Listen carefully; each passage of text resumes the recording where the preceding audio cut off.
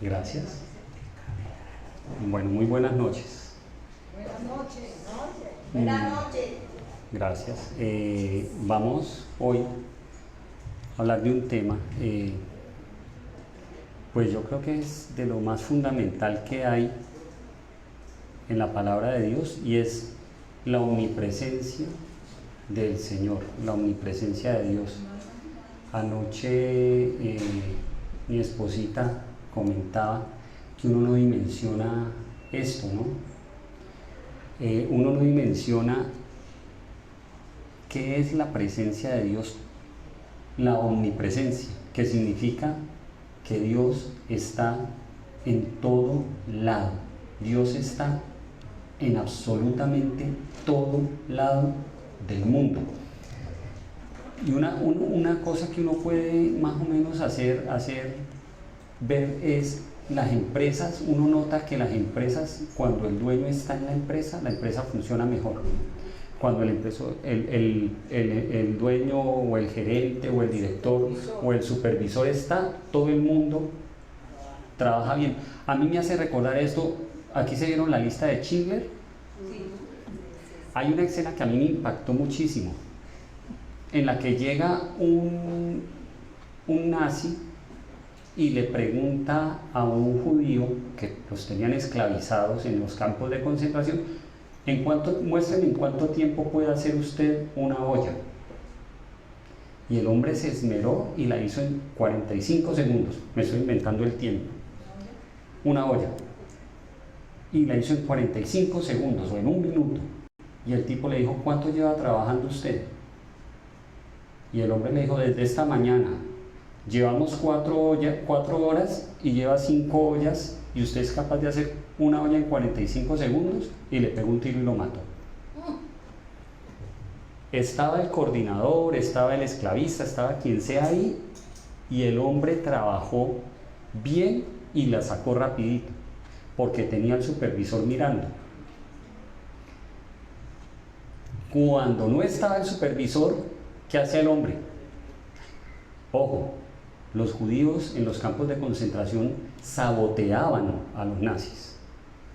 O sea, no era pereza, era que ellos saboteaban las industrias nazis para debilitarlos. Pero es un ejemplo de que cuando a uno lo están mirando, uno hace las cosas bien hechecitas. Pero ¿qué pasa con Dios? ¿Dónde está Dios en este momento? Acá y en todas partes, y uno actúa como si Dios estuviera mirando para otro lado, ¿cierto? Como si Dios estuviera muy lejos de nosotros. ¿Qué dice el Salmo 139 del 7 al 12? Salmo 139 del 7 al 12. Dice: ¿a dónde me iré de tu espíritu? ¿Y a dónde huiré de tu presencia? Si subiere a los cielos, ahí estás tú. Ojo a esto. Y si en el Seol hiciere mi estrado, allí tú estás. Si tomare las alas del alba y habitar en el extremo del mar, aún allí me guiará tu mano y me asirá tu diestra.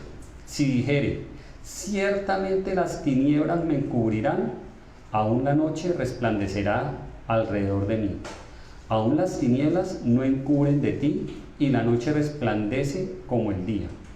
Lo mismo te son las tinieblas que la luz. A nosotros nos parece que Dios no nos ve, y hay veces estamos en otros lados y pensamos que Dios no nos está viendo. Recordábamos anoche, la gatica que teníamos en la casa falleció hace unas semanitas, y esa gata era muy chistosa porque algunas veces uno, cuando se despertaba, la gata estaba al pie mirándolo hacia uno para pedirle comida. Ya si uno se demoraba, le maullaba y lo despertaba. Pero uno estar ahí durmiendo y abrir los ojos y ver un animalito que uno lo que sabe es que solo está pidiendo, y uno se sobresaltaba. Y resulta que con Dios esto lo deberíamos sentir 24 horas al día, todos los días. Si yo vuelo hacia el oriente, si yo vuelo hacia el occidente, si me voy al cielo, si me voy al Seol, a donde yo me vaya, si prendo la luz, si apago la luz, si me tapo por la noche con la cobija, ahí está el Señor. ¿Sí? Dios no se oculta de nosotros, pero ¿cuál es el problema con nosotros? Que nosotros volteamos la espalda y miramos para otro lado. Nosotros cerramos los ojos.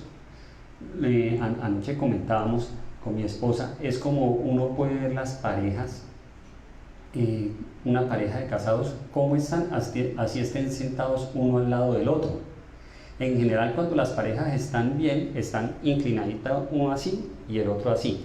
Y uno cuando ve que hay conflictos, están como dándose medio la espalda y se nota. Nosotros solemos permanecer con Dios así, dándole la espalda, creyendo que Él no nos ve, ¿cierto? Como las avestruces, que dicen que el avestruz entierra la cabeza para no ver el peligro, y llega el león y se la come. Y el Señor es claro diciendo que Él está en todo lado, ¿cierto? Pero nosotros, fiel a lo que somos nosotros, tratamos de humanizar a Dios, tratamos de caracterizar a Dios como si Él fuera un ser humano. Vamos a ver cómo en el Antiguo Testamento los judíos, no todos, pero los judíos tenían la tendencia a creer que Dios estaba en el templo, primero en el tabernáculo, luego en el templo, y que no estaba en ningún otro lado. Por eso la costumbre de ir a Jerusalén a adorar, por eso la costumbre de ir hasta allá, hasta el templo, a llevar las ofrendas.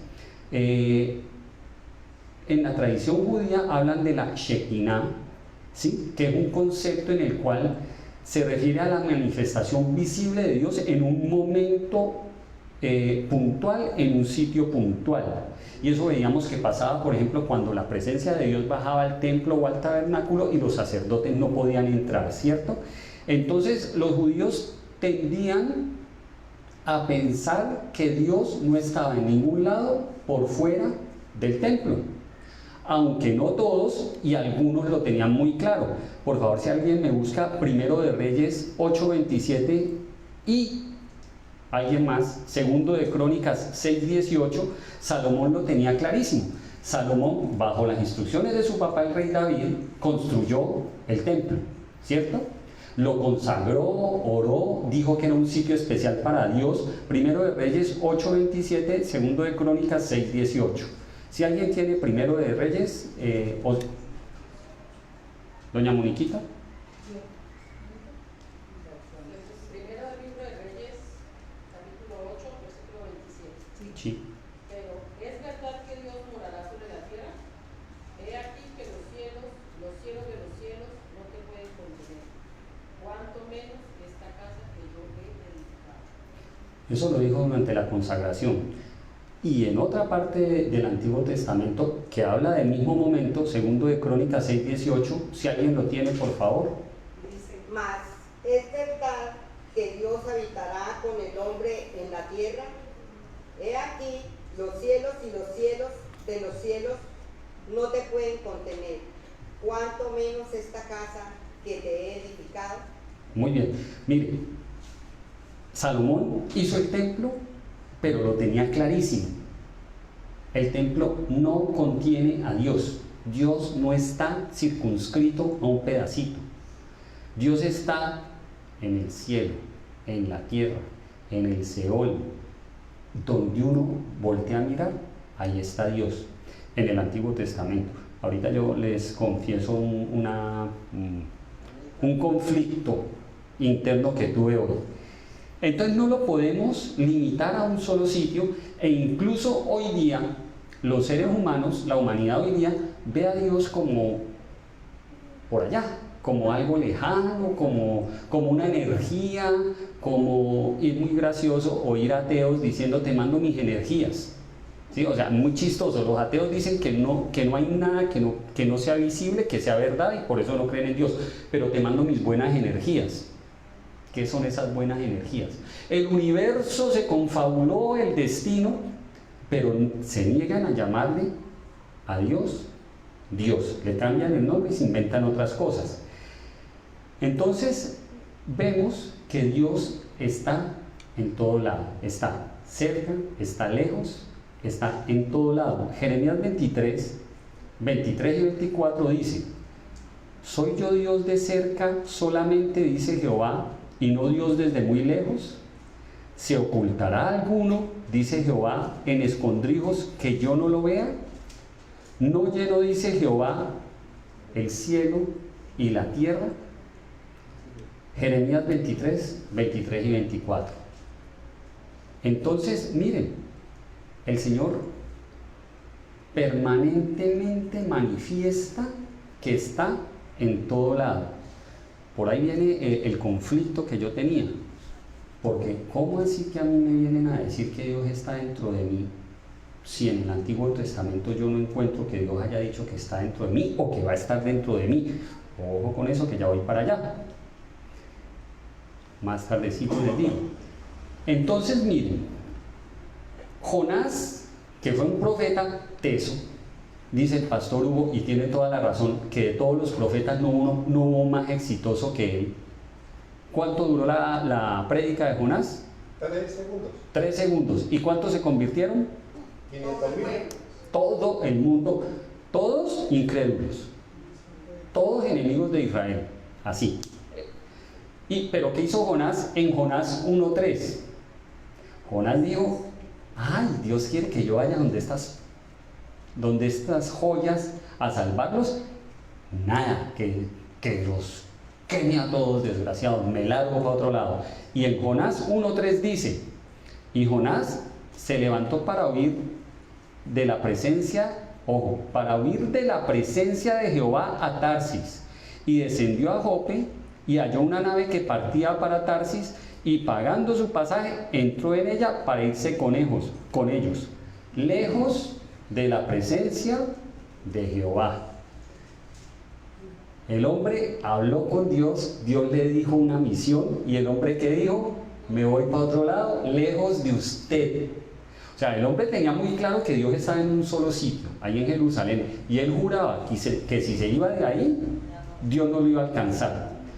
Otro ejemplo, en el primer libro de Samuel 5, del 2 al 6, los filisteos creyeron que robarse el arca, que era donde presumían estaba contenido Dios, estaba ahí contenidito, que si ellos cogían el arca y se la llevaban, Dios iba a perder su poder, Dios no iba a poder defender a Israel, porque era bastante claro que Dios peleaba las batallas de Israel y Dios ganaba las batallas por Israel, y los filisteos lo sabían. Que es lo interesante, ¿no? Los enemigos sabían que Dios peleaba las batallas. Los enemigos sabían que el poder de Israel no eran las armas de Israel, no era que los israelitas fueran muy fuertes, no era que ellos eran los grandes estrategas, era que Dios peleaba las batallas de Israel. Entonces ellos dijeron: si nos tumbamos el arca y nos la llevamos, bacán, se fregaron. ¿Y qué fue lo que les hizo ahí mismo adentro? Dios cogió y tumbó en el templo de Dagón la estatua, y se las tumbó y se las descabezó y se las tiró al piso, ¿cierto? Y ahí viene la pregunta: ¿quién va a adorar a un Dios que ante la presencia de otro Dios es humillado, como lo fue el Dios de los filisteos? ¿Sí? ¿Cómo lo iban a adorar? Pero luego uno se pregunta: hombre, ¿y estos cómo se convirtieron? Se llevan el arca, ven que Dios les humilla a su propio Dios en el propio templo de su propio Dios, hombre, y no se humillan, y no cambian, y no se convierten, que fue más o menos lo que pasó con Balaam, ¿no?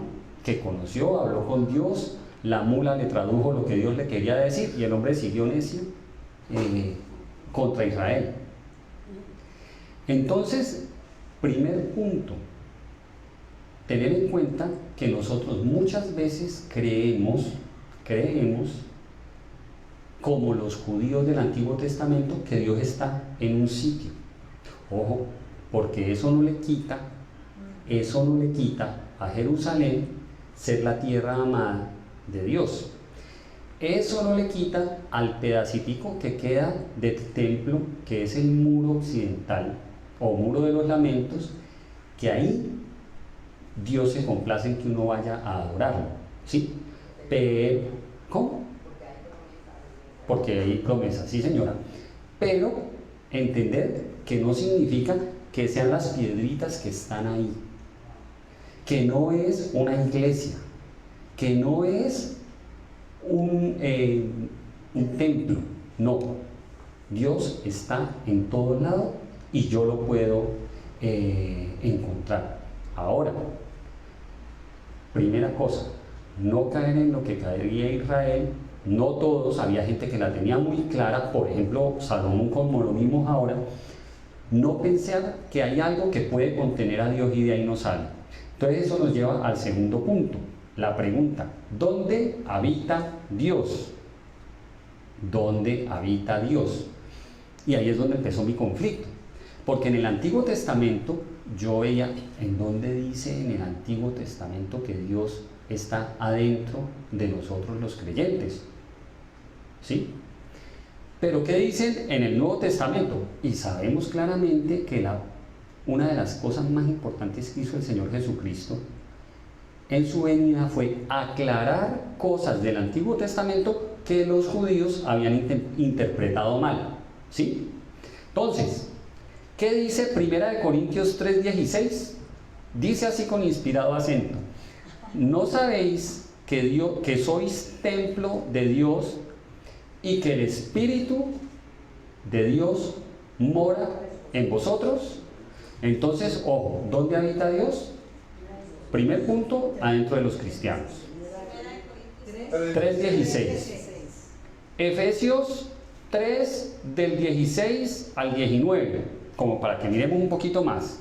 Dice: para que os dé, conforme a las riquezas de su gloria, el ser fortalecidos con poder en el hombre interior por su espíritu, para que habite Cristo por la fe en vuestros corazones, a fin de que, arraigados y cimentados en amor, seáis plenamente capaces de comprender con todos los santos cuál sea la anchura, la longitud, la profundidad y la altura, y de conocer el amor de Cristo, que excede a todo conocimiento, para que seáis llenos de toda la plenitud de Dios. Si alguien no lo tenía bien, Efesios 3, del 16 al 19. Entonces, aquí queda clarísimo, ¿no? ¿Para qué vino el Señor Jesucristo? Para que viva en nuestros corazones, para que nos ayude a entender altura, profundidad, anchura, diagonal y todo dentro de nuestras pobres capacidades, ¿cierto? Entonces, primer punto, vive dentro de nosotros. El Nuevo Testamento nos lo dice. Segundo, Apocalipsis 4, 10 y 11 nos dice que vive en el cielo, como ya lo dijo en el Antiguo Testamento también, donde dice: los 24 ancianos se postran delante del que está sentado en el trono y adoran al que vive por los siglos de los siglos, y echan sus coronas delante del trono diciendo: Señor, digno eres de recibir la gloria y la honra, el poder, porque tú creaste todas las cosas y por tu voluntad existen y fueron creadas. Apocalipsis 4, 10 y 11. Entonces, esto quiere decir que el Señor Jesucristo está en nosotros, vino al mundo, está en el cielo. Pero yo les decía que tenía un pequeño conflicto yo, porque ¿por qué no iba a anunciar en el Antiguo Testamento? A mí me gusta mucho siempre buscar como una concordancia en el Antiguo Testamento de lo que hay en el Nuevo Testamento. Y entonces hoy, buscando, encontré Ezequiel 36, del 26 al 27. Yo les voy a pedir el favor de que lo busquen, les voy a dar un poquito de tiempo. Ezequiel 36, 36 y 27. Muy bien, entonces les doy tiempo y me gustaría que por favor lo leyéramos entre todos para que versículo para memorizar. ¿Sí? Entonces lo leemos 1, 2 y 3. Os daré un corazón nuevo y pondré espíritu nuevo dentro de vosotros. Y quitaré de vuestra carne el corazón de piedra y os daré un corazón de carne. Y pondré dentro de vosotros mi espíritu y haré que andéis en mis estatutos y guardéis mis preceptos y los pongáis por obra. A mí me volvió el alma al cuerpo, porque yo soy muy canzoncito y yo soy muy preguntón, en fin. Pero aquí está prometido en la boca de Ezequiel: y pondré dentro de vosotros mi espíritu. O sea, la promesa está, claramente está. Que el pueblo judío no haya prestado atención a esto es otra cosa, y fue otra cosa que vino el Señor Jesucristo a aclarar, que estaba prometido y que el pueblo judío se habían hecho los de la vista gorda. Con muchísimas cosas que están en el Antiguo Testamento, el pueblo judío dijeron, no cumplimos. La más importante, la primera promesa de Abraham: en ti serán benditas todas las naciones. Y ellos, eso es para nosotros. Tuvo que venir el Señor Jesucristo para abrir eso a nosotros los gentiles. Si no, los judíos todavía dirían nada, ¿cierto?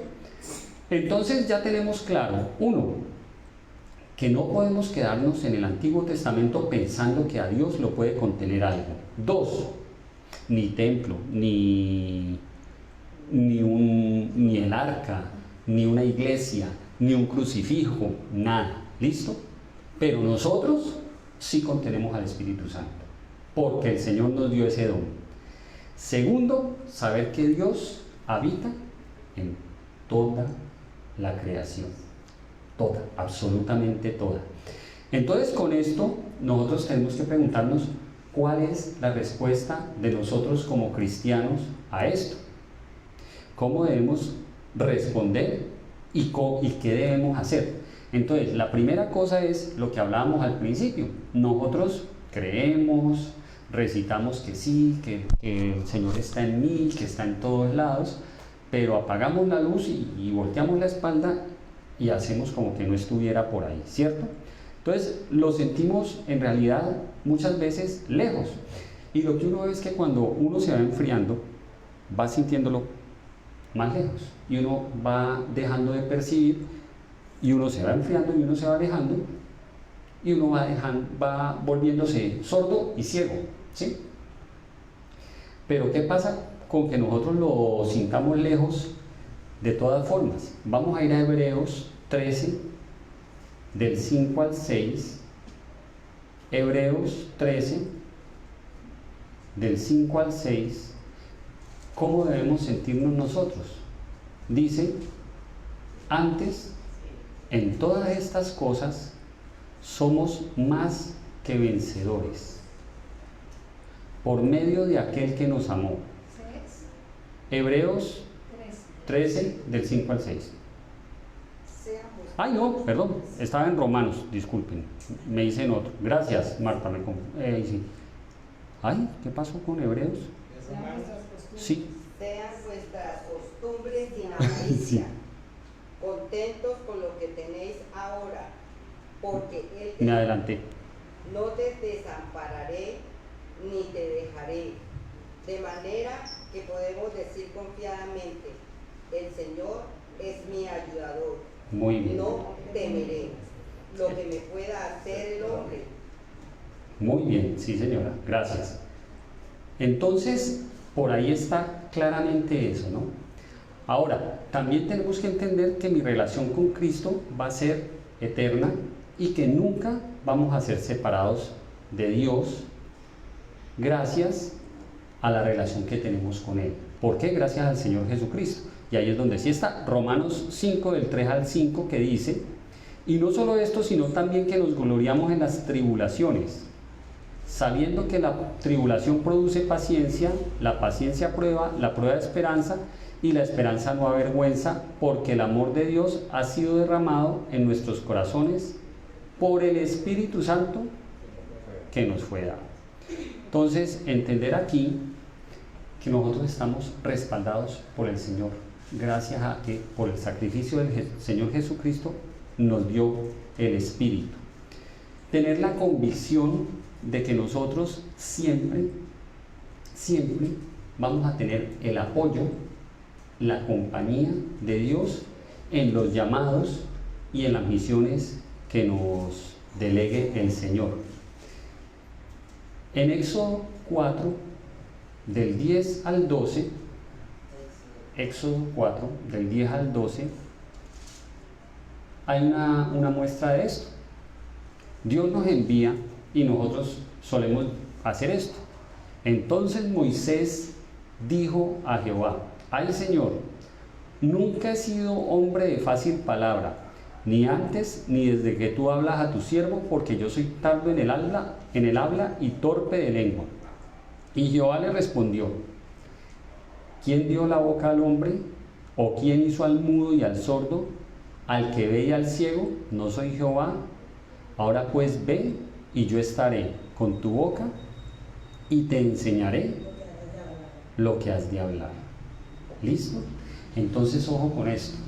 Si yo me dispongo, si yo dispongo mi corazón, si yo le permito al Señor actuar en mi vida, Él me promete en esto que Él va a estar conmigo.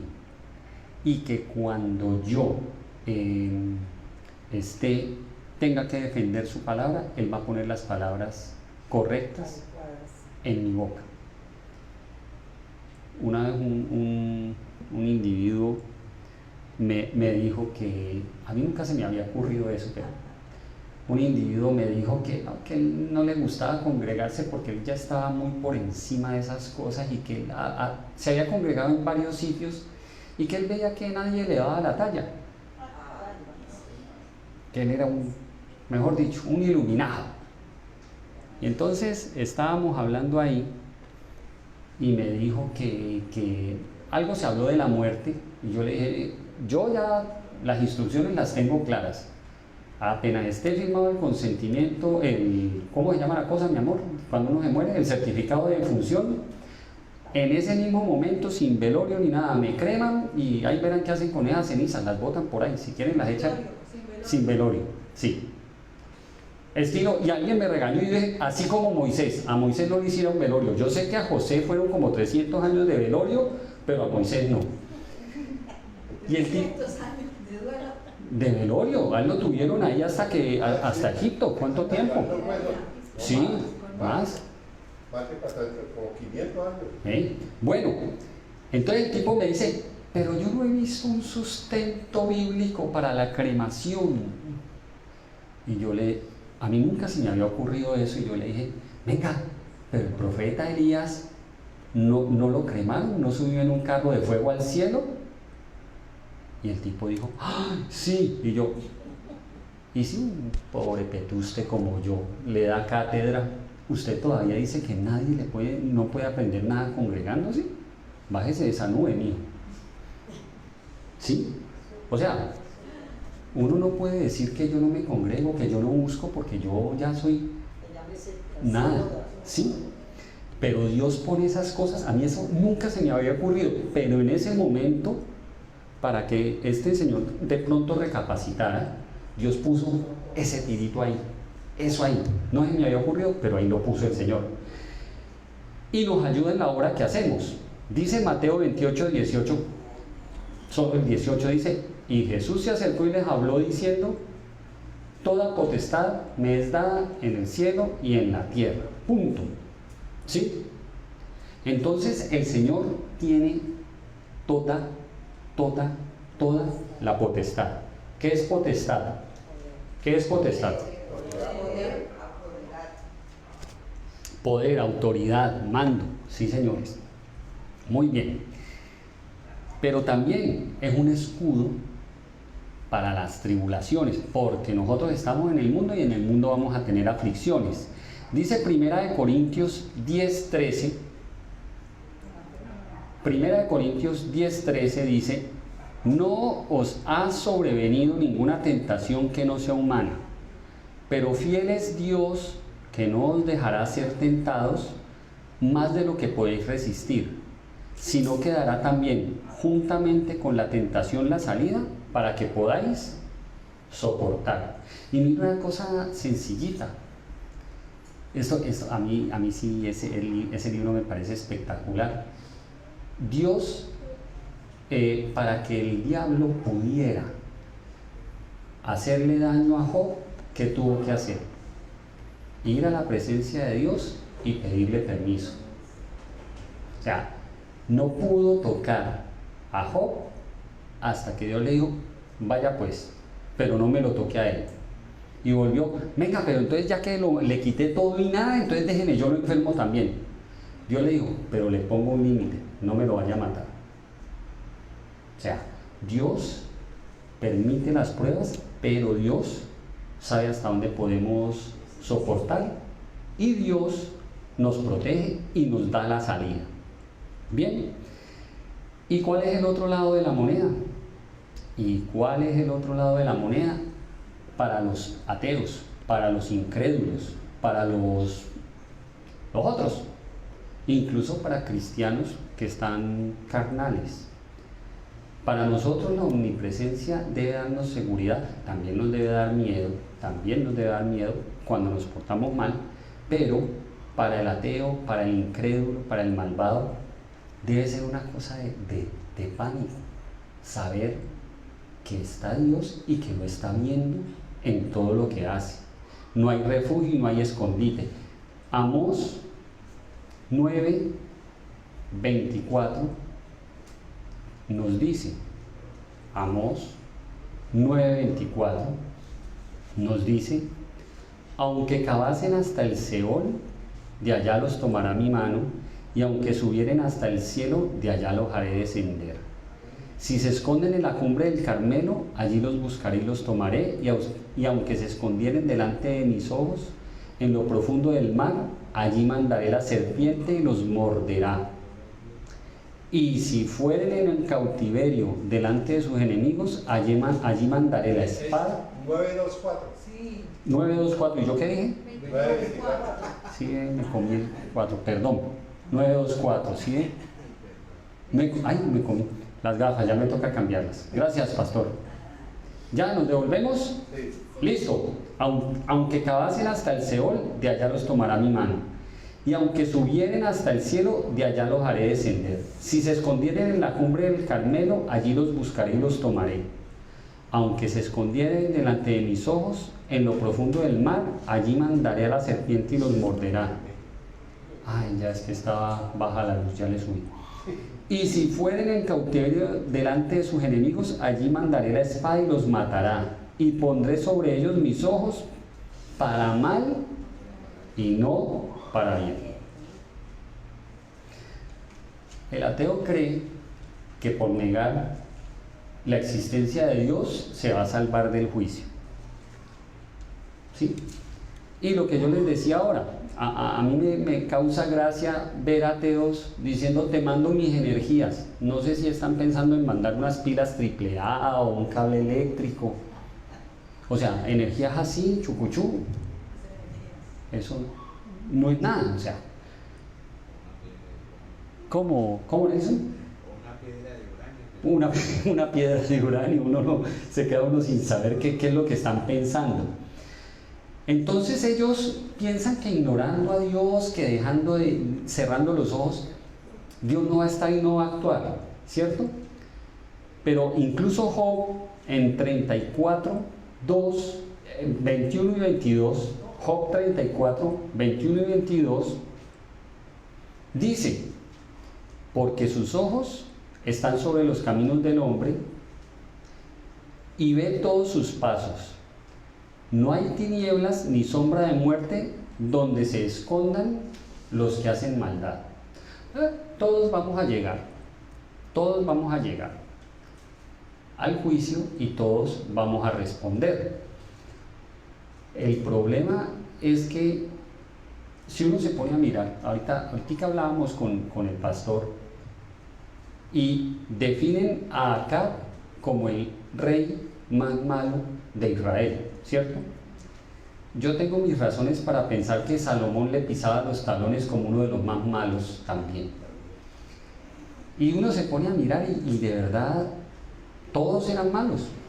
Josías, hablábamos, era como fue porque Josías, sin tener quien lo educara, él solo se encontró con el libro y él solito se arrepintió, hizo una gran reforma, pero luego, como decía el pastor ahorita, no le creyó al faraón la palabra de Dios y se fue a pelearle por no oír palabra de Dios, ¿sí? Porque uno dice, bueno, si uno no le va a creer a un impío que venga y le diga, vea, su Dios le manda a decir esto. No, pero uno puede decir, voy y oro y que Dios me diga si sí o si no. Y eso no lo hizo Josías. Y lo pasaron al papayo, ahí la embarró. Entonces, vuelve y juega, lo mismo que yo digo siempre. Finalmente, todos fueron igual de malos. Todos. Josías, Salomón, David, Acab, Jezabel, todos. ¿Cuál es la diferencia? Manasés, ¿quién se arrepintió? Ese fue el más malo, ¿no? Acab, Manasés fueron perversos. 43 años. 55. ¿Cuánto? 55. 55 años. Sí, pero ¿cuál es la diferencia? ¿Cuál es la diferencia? ¿Quiénes se arrepintieron y quiénes no? Esa es la diferencia. Y para nosotros, ¿quién recibió a Jesucristo y quién no? Porque cuando a mí me llamen al juicio y me digan, vea usted esto, y después de haber recibido a Jesucristo, no antes, pero el Señor Jesucristo murió por mí, y entonces Él dijo que por eso, ¿sí? La única defensa que yo tengo es la sangre del Señor Jesucristo. Porque decía el profeta, nuestras mejores justicias son trapo de inmundicia para Dios. Nuestras mejores justicias. Uy, eso me da. ¿Y qué dice el Salmo 33, 13 al 15? Salmo 33. Sí, señorita. 13 al 15. Dice, desde los cielos miró Jehová, vio a todos los hijos de los hombres. Desde el lugar de su morada miró sobre todos los moradores de la tierra. Él formó el corazón de todos ellos y atento está a todas sus obras. O sea, Dios está mirando cada cosita que nosotros hacemos.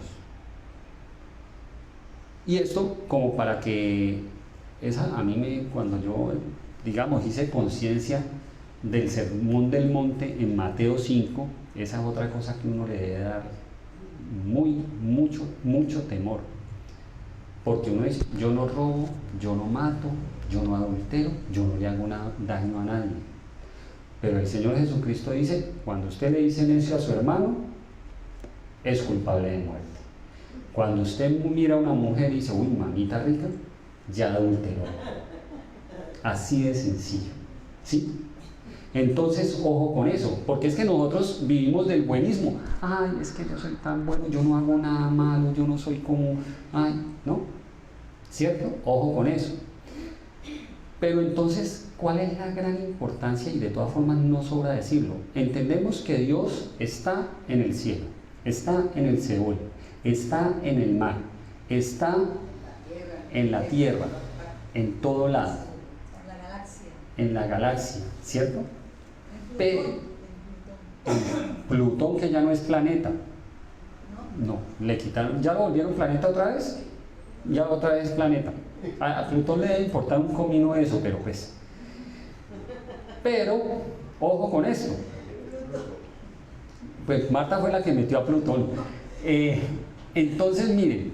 Allá está Dios, ¿no? Sí, claro, también. Claro, y en Júpiter, y en Urano, todo lado, en el Sol.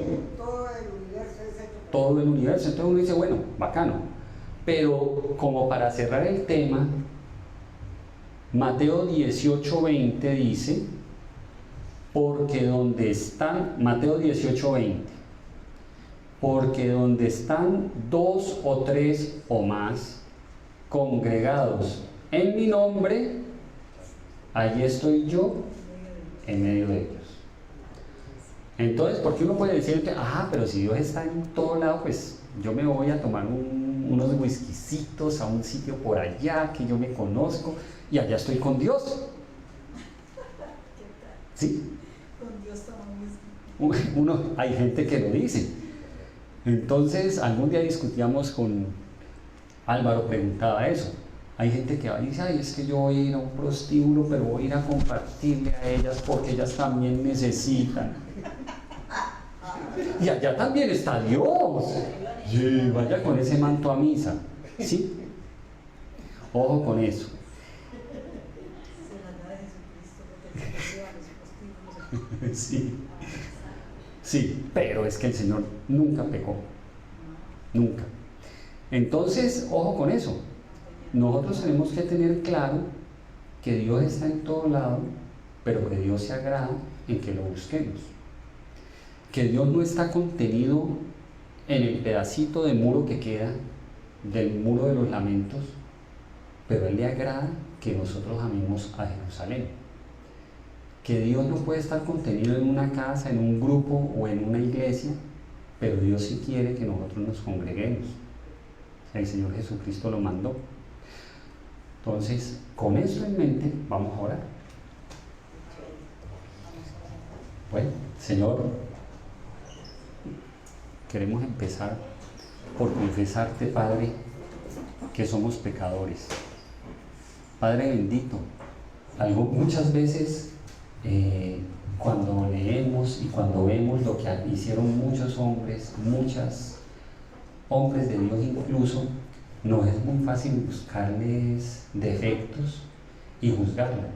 Muchas veces nosotros decimos, ¿cómo pudo ser tan necio el pueblo judío de darte la espalda a ti? Muchas veces pensamos, ¿cómo pudo, por ejemplo, Salomón, después de haber hecho un templo para ti tan magnífico, después de haber hablado contigo, haberse torcido y haberle construido templos a sus mujeres extranjeras? Señor, ¿cómo pudo David, habiendo, Señor, sido tan bendecido por ti, por ejemplo, haber hecho el crimen de Urías Eteo? Y así, Señor, podemos hablar de muchos personajes de la Biblia que nosotros decimos, yo no haría eso. Bendito Padre, tú sabes lo que seríamos capaces de hacer nosotros.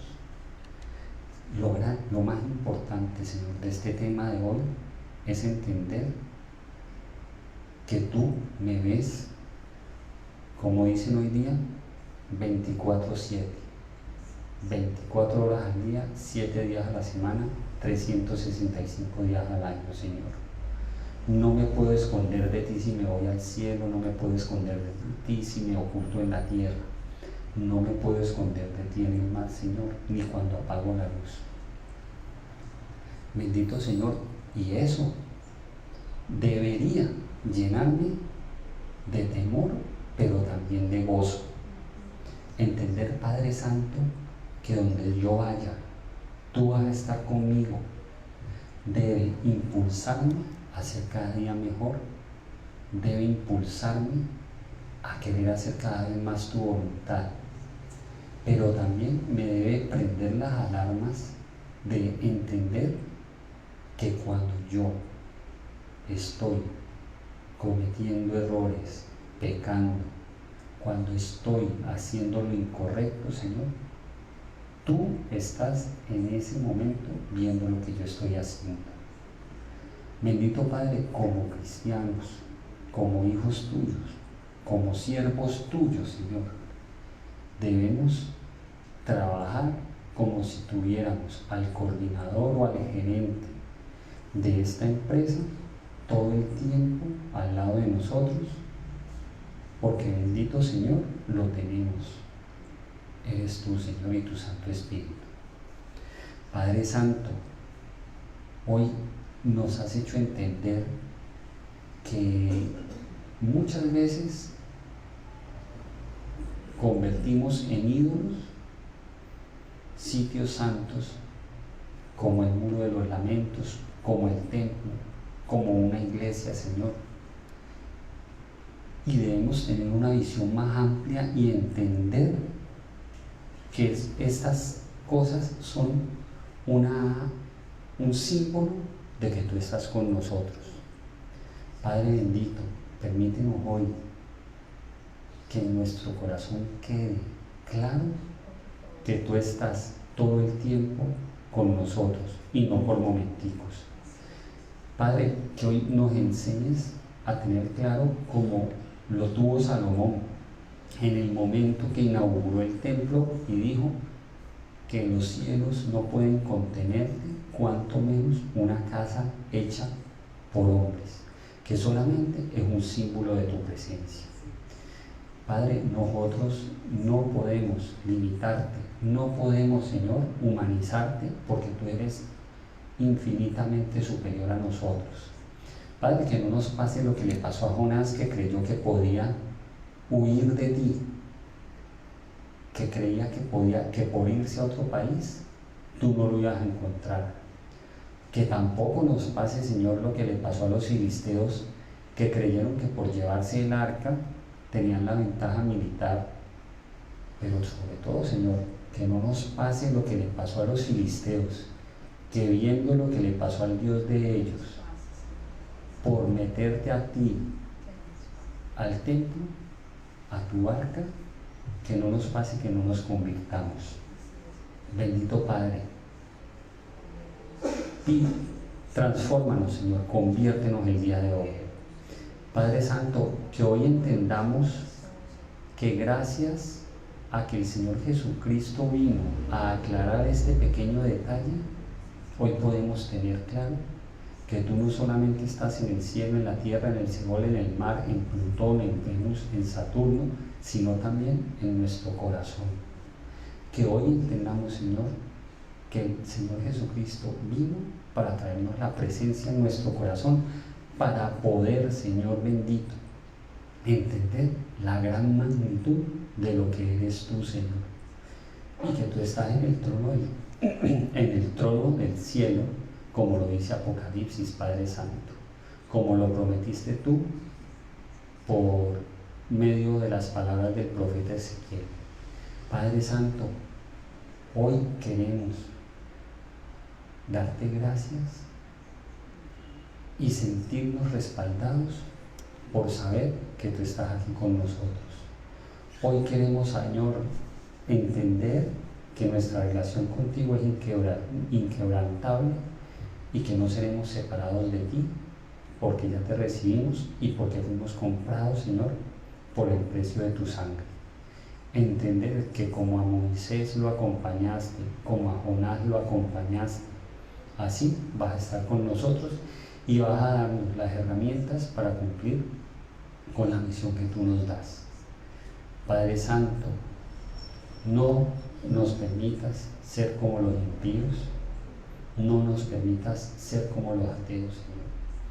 No nos permitas enfriarnos, Señor, porque cuando nosotros nos enfriamos, actuamos como un hombre natural, como un hombre que no tiene a Dios.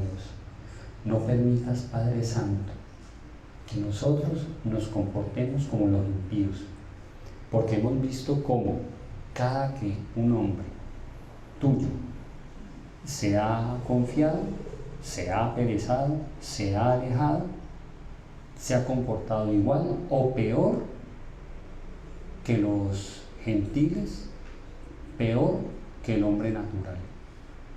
Y ejemplos los que tú quieras, Señor, en la palabra de Dios, de hombres de Dios que cayeron por confiarse.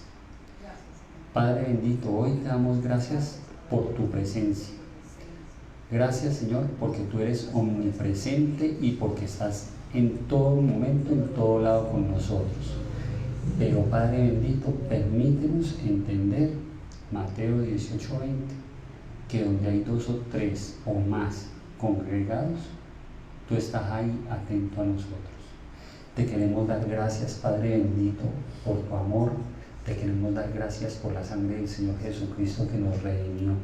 Queremos darte gracias, Señor, por el Espíritu Santo que desde los profetas estaba profetizado que iba a venir, aunque el pueblo judío no lo entendió. En este momento, Señor, queremos irnos a nuestros hogares, Señor, bendecidos y a seguir disfrutando de tu presencia, Señor, y a seguir gozando porque estamos contigo. Hemos orado, Padre Santo, en acción de gracias, en el nombre del Señor Jesucristo y del Espíritu Santo. Amén. Amén. Muchas gracias. Amén.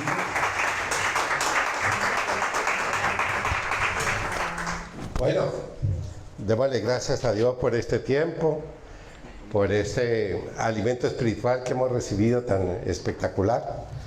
Y bueno, a todos los que están en nuestro canal de Facebook y a todos los que están también en nuestro canal de YouTube, que Dios me lo bendiga, muchas bendiciones y disfrutemos de la omnipresencia de Dios. Que tengan un feliz fin de semana, Dios me lo bendiga.